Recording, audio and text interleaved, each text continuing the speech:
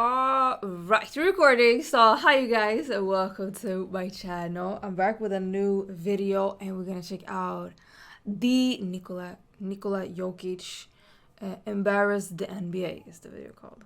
So I'm not gonna ramble. Let's get straight into the video and see what they're talking about. They said I was an idiot if I said, listen, I think there's 7 or 8 guys in this league better than me. Still a top 10 player, but league MVPs are supposed to terrify their opponents in the postseason. I didn't feel like Jokic did that. They believe in the fat boy. Don't bet against the fat boy.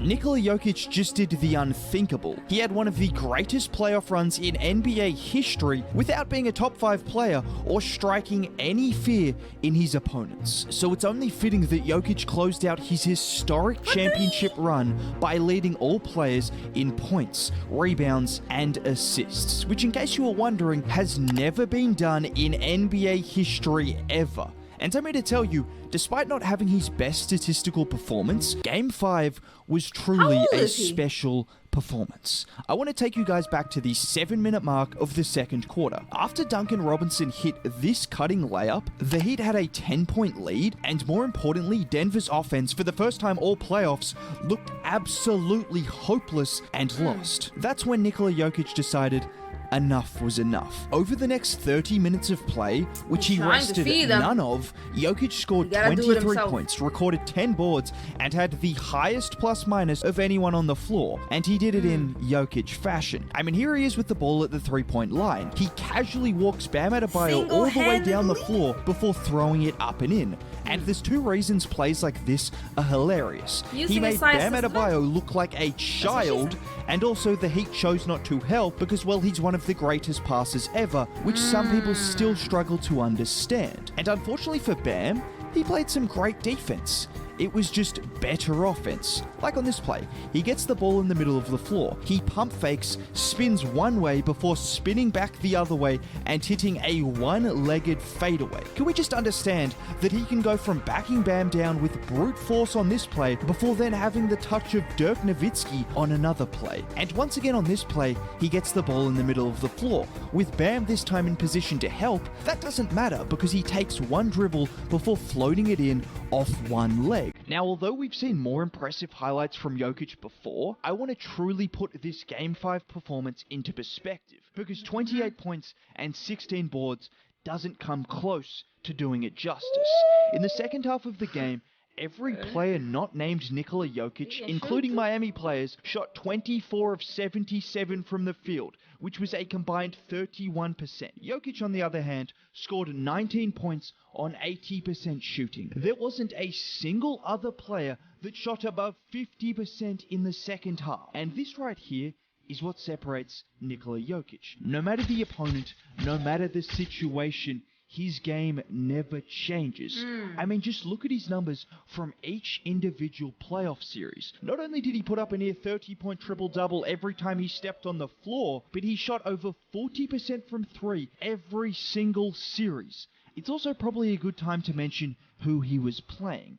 If you include last year as well, over the last 5 playoff series, Jokic's 5 different primary matchups have a combined 22 all-defensive selections and 4 Defensive Player of the Year trophies between them. 4 of the 5 guys are considered some of the best defenders of this generation. And the only guy who hasn't made an all-defensive team was considered the Jokic stopper once upon a time. He then proceeded to dominate Aiden so badly that the entire perception of him as a player changed. He went from the 3rd option on a championship favorite to, well, yeah. And I mean, you can't really blame Ayton. How are you supposed to stop this? Jokic gets the ball 20 feet from the basket. He faces up before shifting into a post-up, banging with Ayton once, twice, absorbing the contact, and it's money. Or how about this play where he brings the ball up the floor, drives right at Ayton, absorbing the contact and his touch. It was number 1, dude. You just standing there. You need a double team or go to your man. When it comes to Nikola Jokic, it is how soft his touch is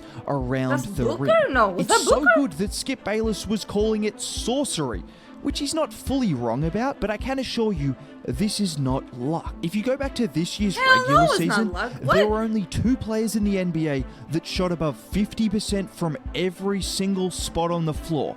Kevin Durant and Nikola Jokic. One of these guys is considered arguably the best scorer ever and effectively plays like a guard. The other guy happens to be a 280-pound force in the paint that is also one of the greatest passers ever. But what really makes things unfair, and honestly video game-like, is his three-point shooting. He shot 46% from three as a center, and that included some of the greatest shots I have ever seen from a big man. Jokic just gets it off in time. It's up.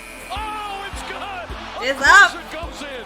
Back to Jokic. It's Shot up. clock winding down. So let me know. Who does it from there like that? Two men in his face, just backing up a little bit. That's crazy.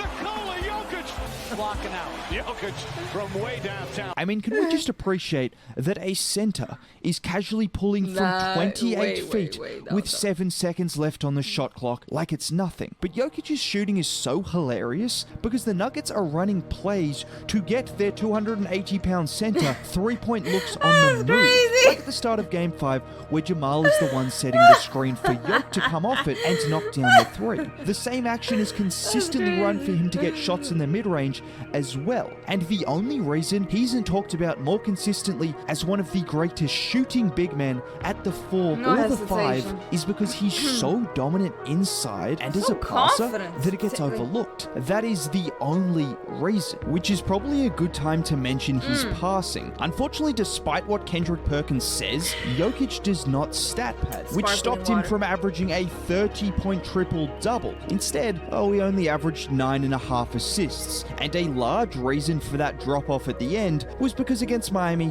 the Nuggets really struggled from three. Now, that didn't stop him from pulling off some ridiculous dimes. My personal favorite, this play where he's posting up against Bam, and everything about this play looks like a normal hook shot, but he puts it on the money to AG. In fact, pretty much any play that involved Nikola Jokic and Aaron Gordon was just the definition of beautiful ball movement. And if you look beyond the numbers and accolades, that's what Jokic consistently provides. Just an artist with the basketball. I mean, watch this. Jokic gets the ball at the three-point line. They run a 5-4 pick and roll. Bam covers Green, so Jokic backs down Strus. Let me pause right here. 1, 2, 3 Miami defenders crowd Jokic, so where do you think the ball is going to end up?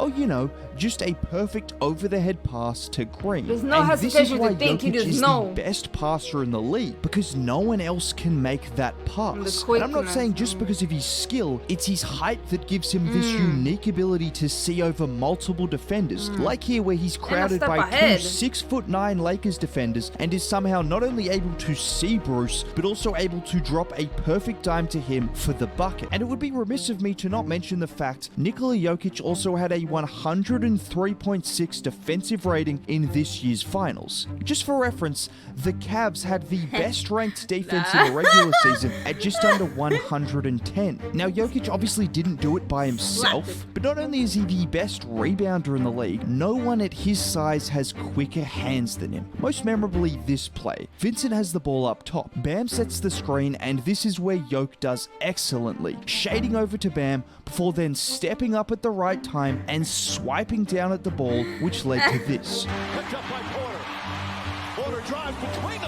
You call this the counter too? Not bad for someone who was considered the worst defender in the league by some and was said to never be able to win a championship because of that defense. Well, he did exactly that.